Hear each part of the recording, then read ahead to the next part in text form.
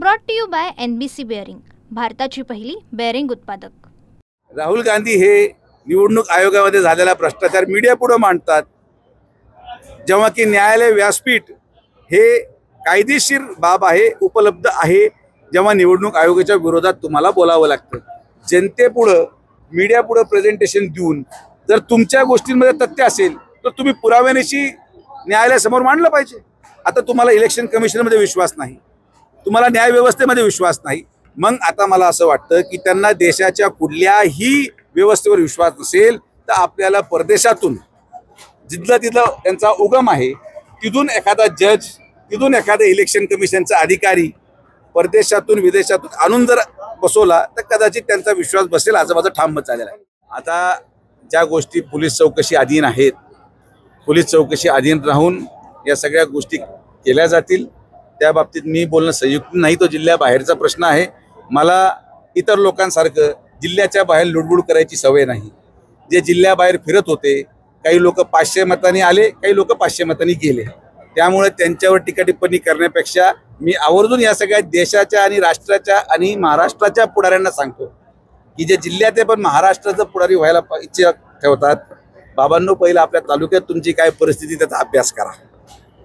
काही लोक रोज मीडियामध्ये येऊन महाराष्ट्राचे प्रश्न मांडत आहेत, तुमच्या जिल्ह्यामध्येच काही राहिलं नाही, तुमच्या ज्या तालुक्यामध्ये ज्या जनतेने तुमच्यावर विश्वास ठेवला तिथं काही राहिलं नाही, तिथून सुरुवात करा।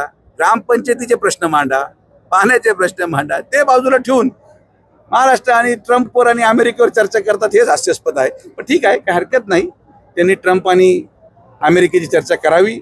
खाली अजून आम्हाला वेळ अजून अधिक मिळतो आणि पुढच्या निवडणुकीमध्ये आपल्याला याचं संपूर्ण उत्तर आणि विश्लेषण आपल्याला मतातून पाहायला मिळेल। त्याच्यामध्ये आता व्हिडिओ काढणं हे आता एक नवं फॅशन झालेलं आहे, त्यामुळं व्हिडिओ काढणं, व्हिडिओ टाकणं, व्हिडिओ सगळ्यांकडेच असतात, योग्य वेळी योग्य बाहेर येतात।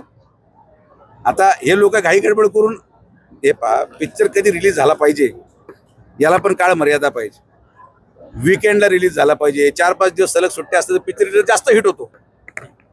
त्यामुळे हे कुठल्याही दिवशी पिक्चर रिलीज करतात, आपण असा पिक्चर रिलीज करणार की सुपरहिटच होणार।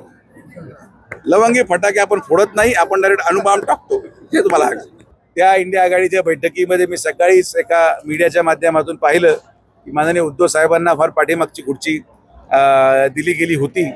आता हा त्यांचा स्वाभिमानाचा भाग होता।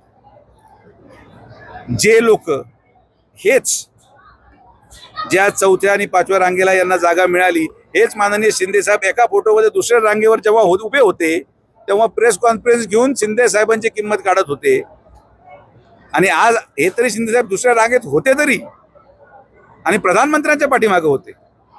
हे लोक एक अशा व्यक्तीच्या पुढं 5व्या रांगेत आहे जो आयुष्यात कधी प्रधानमंत्री होऊ शकत नाही। तर त्यामुळे यावर यांचं असलेलं पक्षाचं महत्त्व हे इंडिया आघाडीमध्ये सिद्ध होतं आणि यांची पुढची परिस्थिती आपल्याला लक्षात येईल।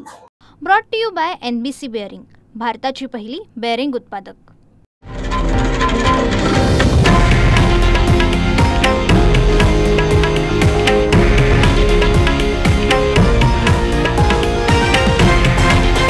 हे आहे देशातील नंबर 1 न्यूज नेटवर्क आणि आपण पाहत आहात TV9 मराठी, एकमेव।